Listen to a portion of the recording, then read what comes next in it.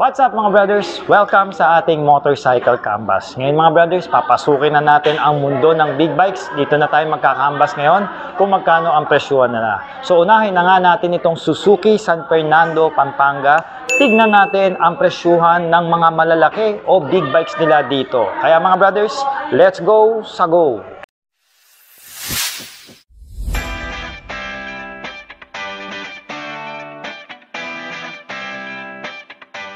Alright mga brothers, ang una sa ating listahan, ang kanilang 1000cc na sports bike. Ito nga yung GSX 1000R, no? Full-fed po ito mga brothers, no? Napaka-solid nito. Ito yung MotoGP, and then ito yung MotoGP nila na motorsiklo, pero ito street legal, alright? Kasi yung mga pangkarera, hindi street legal yung mga brothers. So ngayong taon may presyo ito na 1,169,000 pesos. Ngayon kung gusto niyo naman itong kunin ng terms, magda-down kayo ng 20% sa down payment ng 321,000 pesos. Ngayon for the 48 months, no, 4 years po, meron kayong monthly na 28,933.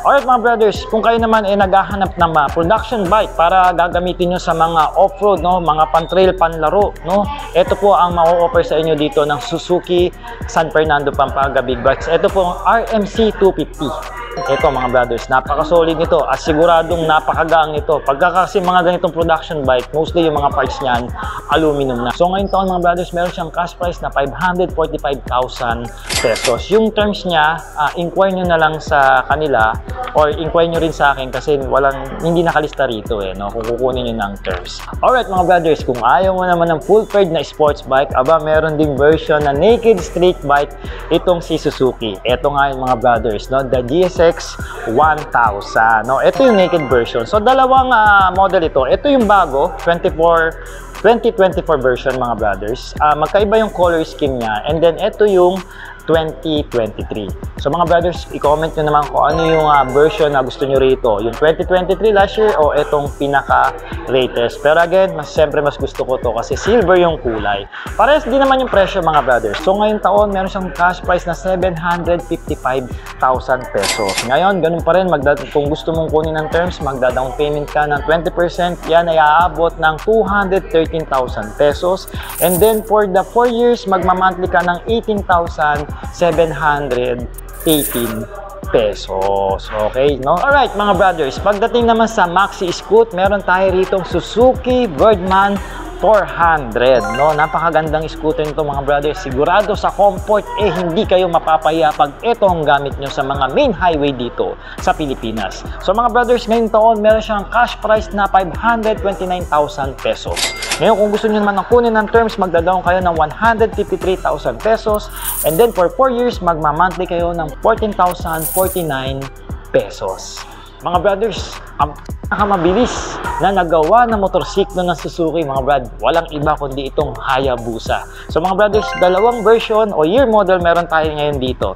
Isang 2023 at yung gloss black naman dito is a 2022 year model, no? So wala namang masyadong nabago, parang color scheme lang tsaka konting decals lang naman yung nabago, alright? So ito, wala kang itatapon dito pagdating sa features. Kung pag-uusapan natin, nahahaba ang ating moto canvas dahil hindi naman yun ang aalamin natin dito, kundi yung kanyang presyo. So ngayon taon mga brothers, meron siyang presyo na 1,225,000. Ngayon kung kukunin mo ito ng terms, magda-down ka ng 20%, ito yung 355,000 pesos. At for the 4 years, magmamonthly ka ng 30,247.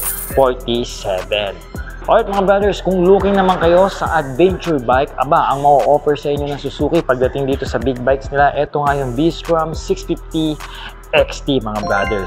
Ano naman, napaka-solid na adventure na motorsiklo mga brothers. Naka-spoke wheel na pala ito. So kung idadaan nyo ito sa mga off-road, game na game ang motor na ito. So mga brothers, ngayong taon o ngayong mid-year, may cash price ito ng 599,000 pesos. Ngayon, magda-down kayo ng 20% kung gusto nyo ng kunin ng terms. That's gonna be 171,000 pesos. And then for 4 years, magma-monthly kayo ng 15,057 pesos. Alright mga brothers, kung looking naman kayo sa modern classic, ang ma-offer sa inyo ng Suzuki itong SB650A nila mga brothers. So ngayong taon, meron itong cash price na 429,000 pesos. Ngayon, kung gusto nyo kunin ng terms, magda-down payment lang kayo ng 126,000 pesos.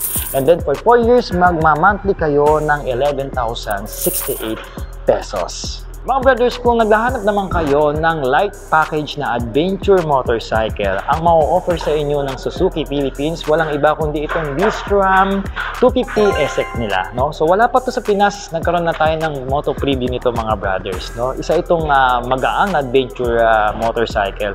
Kung ako lang kasi hindi naman ako masyadong fan ng mga malalaking adventure na motor, ito lang sa akin sapat na. At hindi naman ito tinipid sa features. Kung pag-uusapan natin ng features nito, solid din, no? Pero ngayon, alamin muna natin ang kanyang price ngayong mid-year 2024. So, meron nga palang cash price ito na 229,000 pesos. Ngayon naman, kung gusto nyo itong kunin ng hulugan, magda-down payment kayo ng 74,000 pesos. And then, for the 48 months o 4 years, meron kayong babayaran ng 6,649 pesos. So mga brothers, yung mga wala dito, ipakita na lang natin yung features and also yung kanilang latest na price ngayong mid-year 2024. Kaya let's go! Sa go!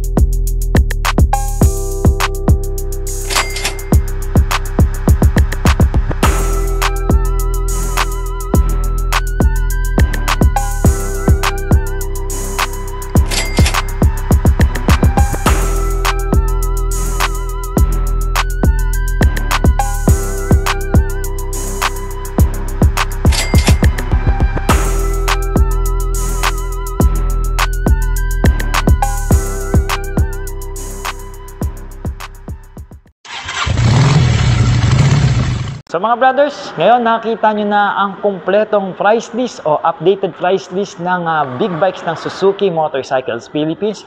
Dito po yan sa San Fernando, Pampanga branch. Maaari nyo po ako mga brothers kontakin kung interested po kayo sa mga big bikes nila. And also mag-comment naman kayo ng yes kung nagustuhan nyo po ang ating Moto Canvas dito sa shop nila sa San Fernando. And i-comment nyo na rin po kung interested kayo, i-PM ko kayo, i-assist naman kayo. Forward ko yung details nyo sa marketing para mapabilis ang ating transaksyon. So mga brothers, mag-abang pa kayo dahil may mga iba pa tayong Moto Canvas. Pagdating sa big bike, nakapila na yan. Nandyan yung Kawasaki, Honda, and Yamaha. So mga brothers, maraming salamat. Ride safe and cheers!